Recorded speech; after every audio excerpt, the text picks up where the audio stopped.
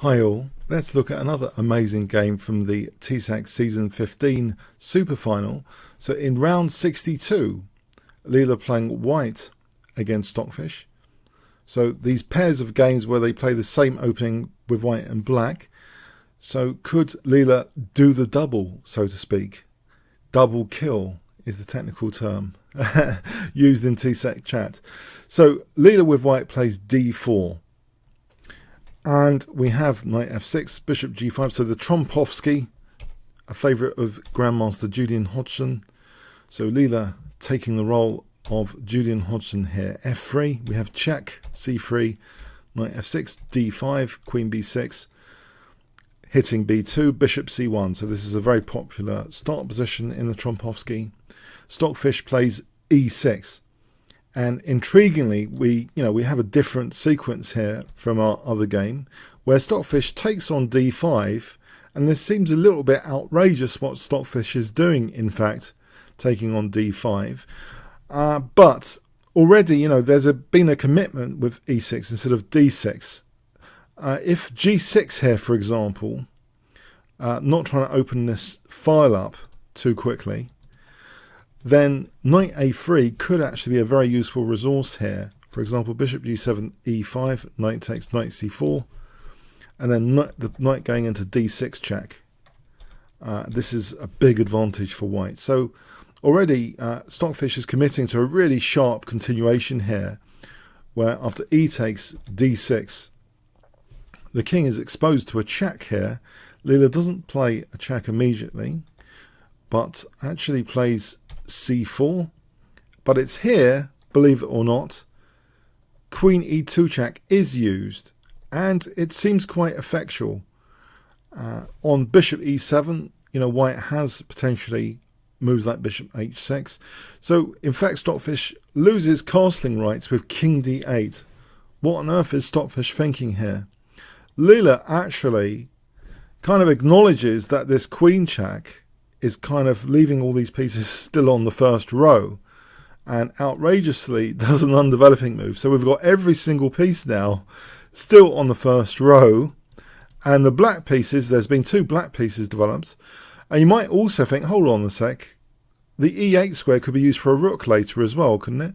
So white really looks underdeveloped at the moment. Bishop g7, bishop d3, knight fd7, knight e2, knight e5, and now knight bc3, bishop d7, white castles, knight a6, b3. This is afforded by the knights protecting each other. There's no major imminent disaster yet on this diagonal with the knights protecting each other.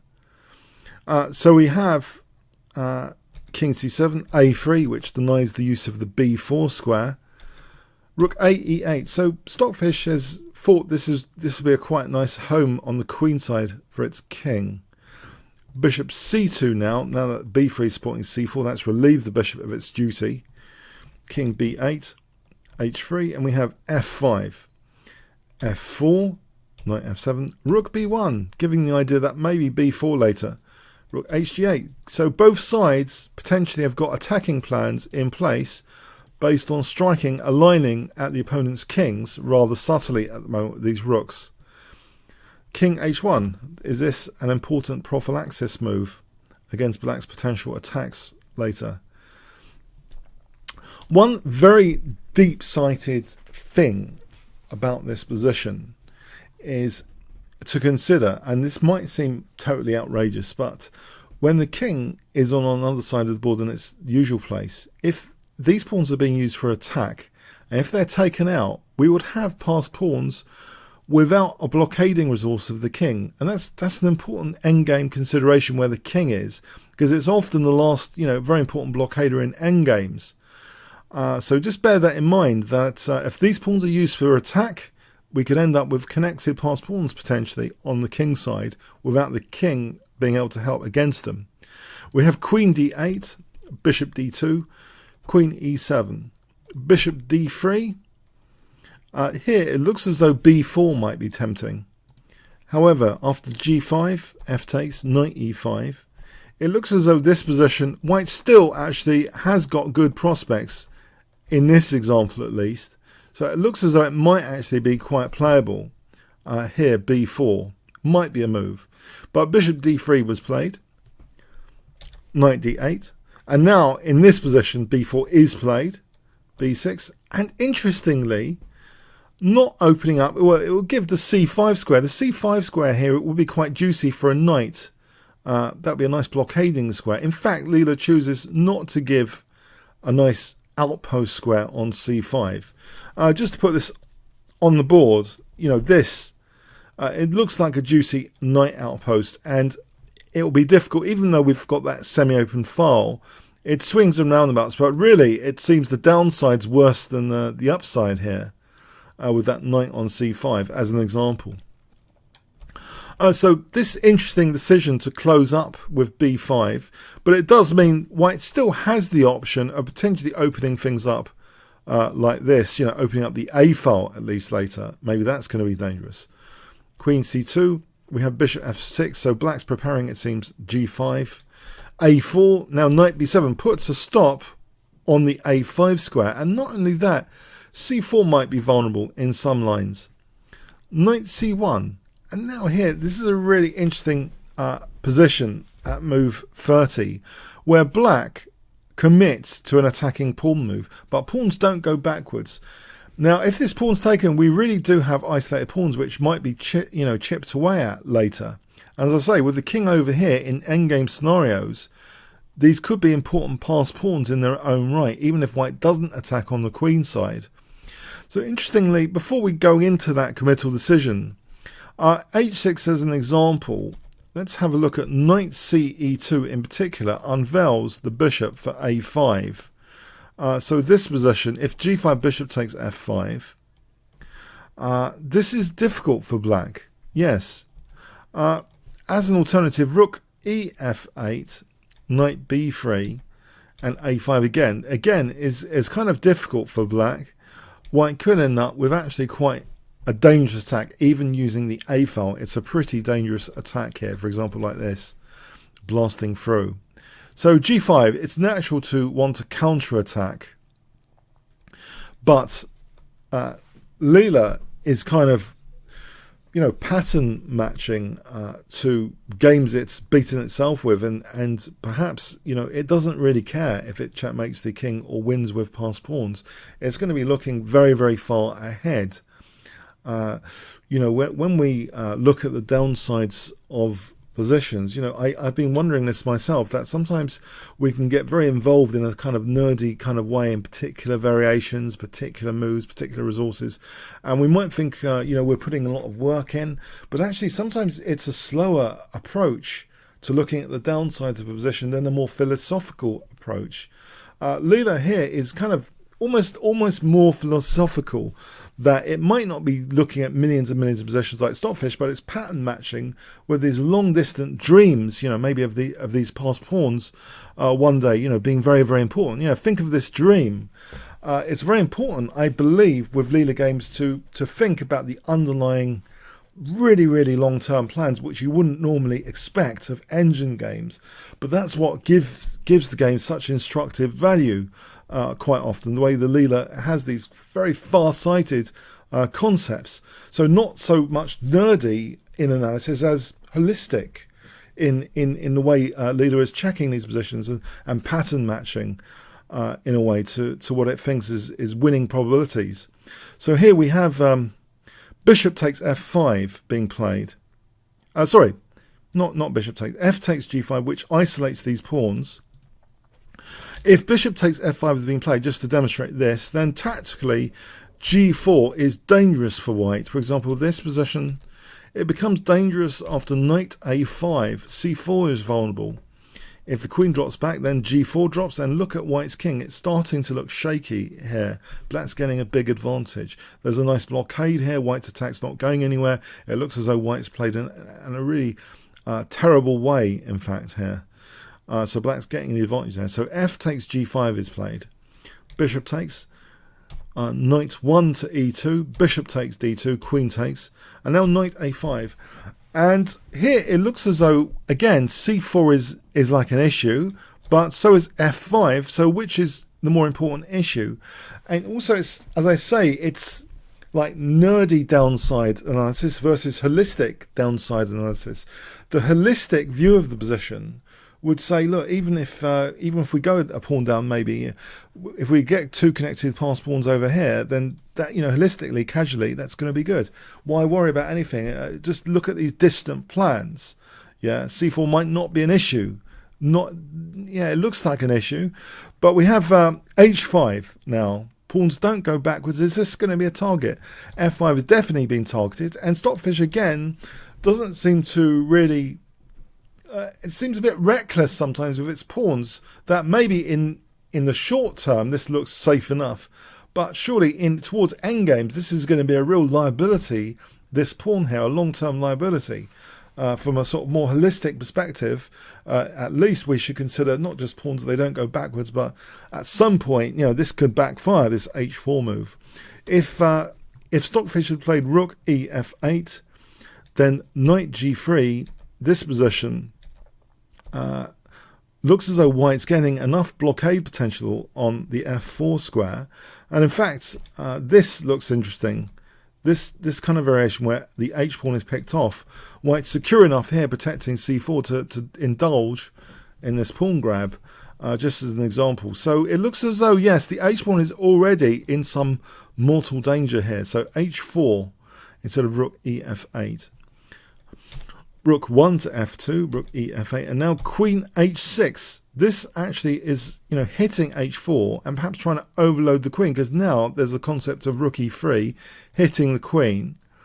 And, with f5 is also another major target. These pawns are looking a little bit vulnerable. The only thing stopping, major issues would seem to be the balancing act of taking this pawn.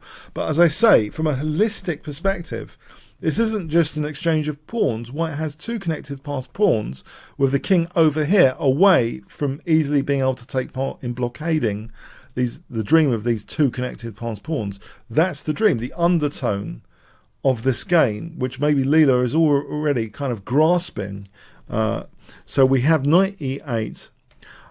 If rook h8, rook e3, queen f7, then queen takes d6 is possible. So if we look at this position, instead of queen f7, which drops d6, if rook takes, then this is going to be quite favourable. The rook hits h4 and protects c4, and we can get this kind of scenario where the knight's about to grab h4. h4 is not going anywhere. It's been victimised here, and it's going to be taken in this variation. For example, like this, and maybe even f5 drops, and that's going to be great for white. It's going to be safe enough for white. Even if c4 drops, white's still going to be a pawn up there, as well as 2 connected passed pawns. So we have knight e8, rook e3, queen f6, and now this dream is getting one step closer with the queens coming off. King safety won't be a major short-term issue anymore, you'd think, as much, and it's going to be more about these passed pawns. We have rook f4 protecting c4, hitting h4, bishop c8. On rook h8, you might think, well, why not hold on to the pawn? The thing is, king h2 and knight g1. This is pretty nifty stuff for playing for knight f3, and say bishop c2, and a bit of manoeuvring. But eventually, h4 can be taken pretty safely, covering c4, covering all squares, with still f5 as a major target next. So, yeah, this kind of thing can potentially happen. Bishop c8, the pawn is just taken, so officially a pawn up. Knight d7. But it looks as though, hold on a sec, isn't there a counter on this pawn with knight e5 coming up? Knight f4, knight e5. But Leela is really not concerned, as I say, in the short term. In the short term, I believe Leela feels if it's got 2 connected passed pawns, it's like, that's a forecast that these are going to be worth their weight in gold, and that will set the undertone holistically for looking at the downsides of the opponent's position. So not the short-term calculation window that normal chess engines have. So maybe, Stockfish is calculating it's going to win this pawn, but Leela also throws in another thing, knight e6, which encourages simplification, putting an entrenched knight on e6. But really, it's to really highlight the dream. More simplification means the dream is getting closer to reality, that holistic dream of the connected passed pawns. We have rook f6 being played here, not wanting perhaps to give up the d5 square. So rook f6, bishop f1, rook e8.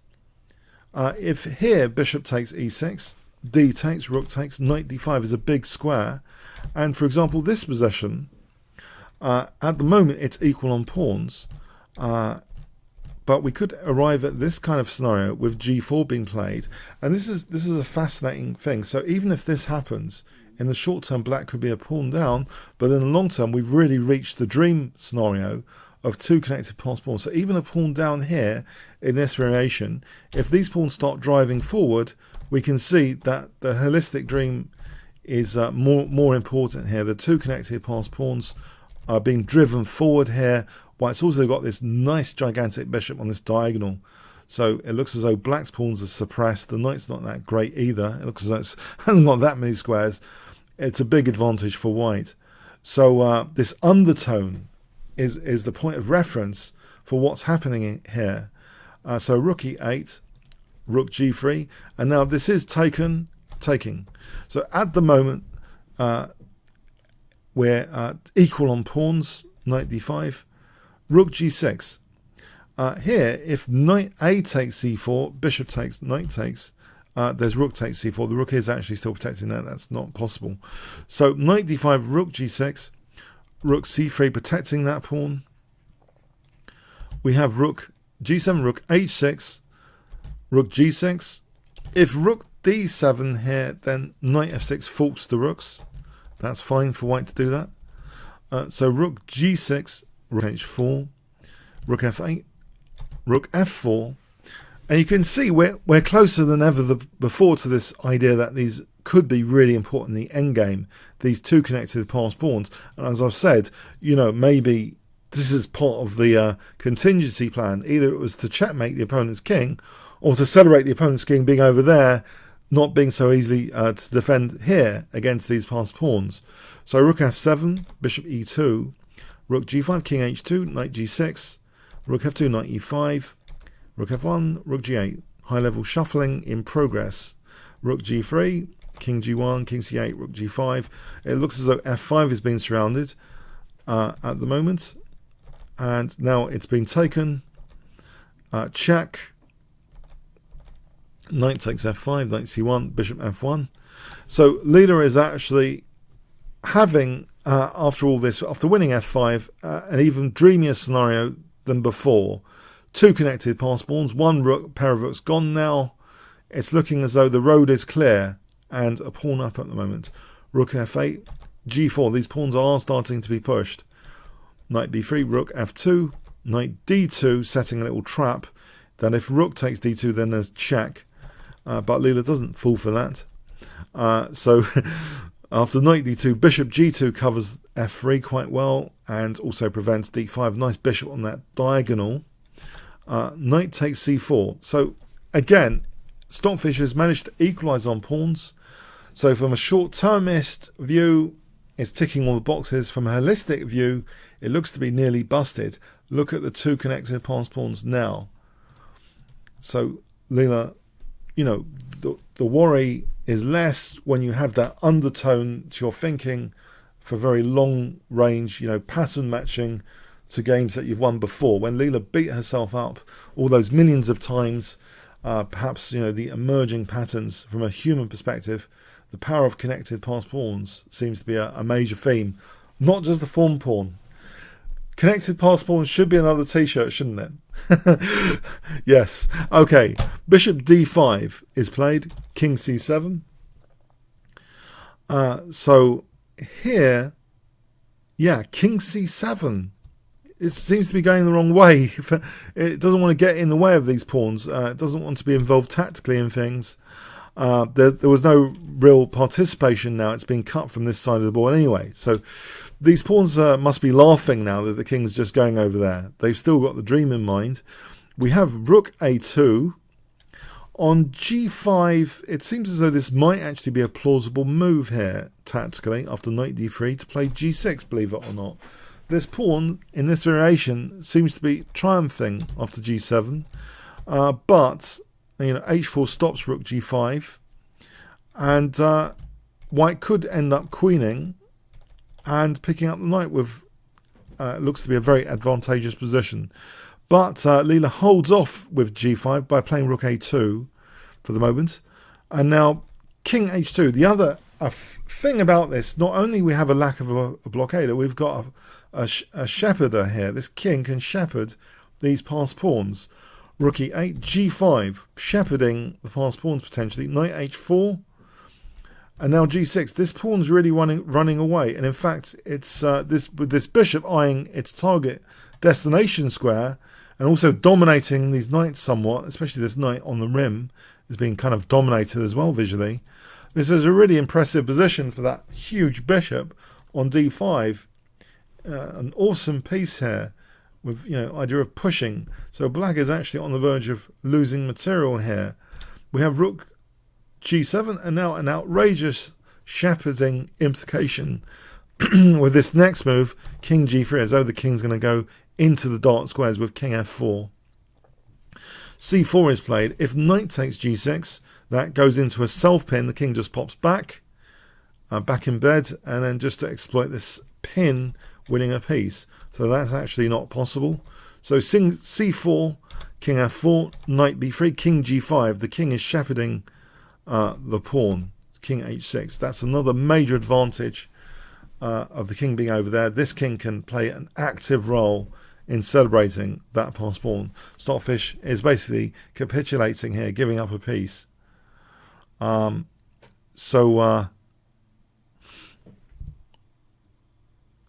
Now knight takes, rook d7, rook c2, rook d8, rook takes c4, rook e8, h4.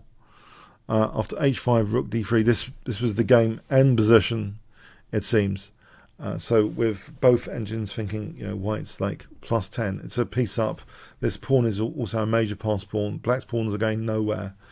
So a very, very interesting game. When I first saw this game, I really didn't have a clue about it.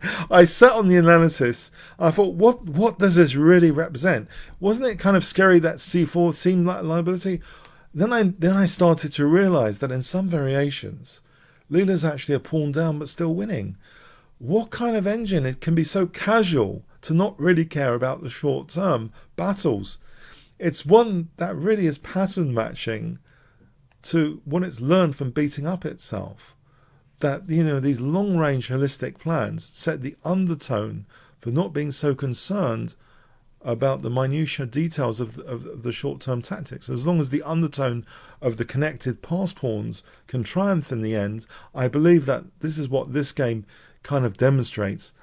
I hope you got something from it. If you enjoyed this game, then please click on the top left box, which should appear shortly, to become a member at chessworld.net, play against other YouTubers.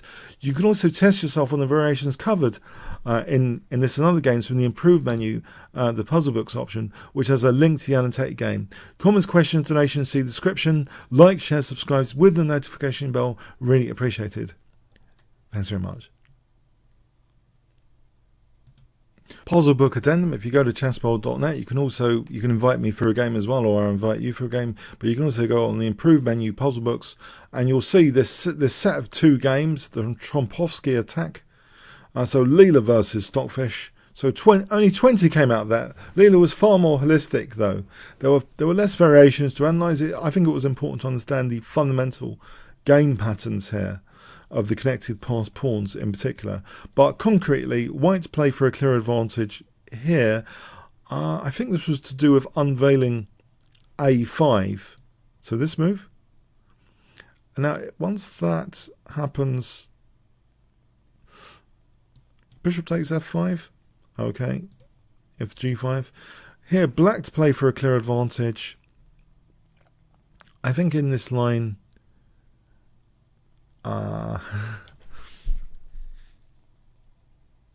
bishop takes. Oh, hold on. g4.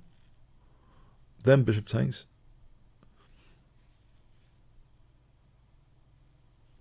Now, I think the c4 could have been attacked, and that overloads the queen, trying to protect g4 and c4, and then taking in black's getting a good position.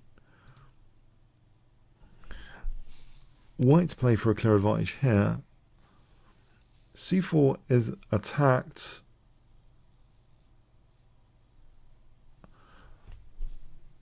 I think it's the idea is rook e3. Quite interesting to invade with the queen with the idea of rook e3. It's quite a quirky idea, and then there's a weakness of the last move there. We'll just do 5 to keep this brief. So f4 is played here. I think, could white have safely taken with the rook here, or is it running into tactics? No, I'm not so sure about this. All right, that is possible, because I guess the knight's going to be hanging off, so that's just possible. Just one more. White to play for a clear advantage here. In this line,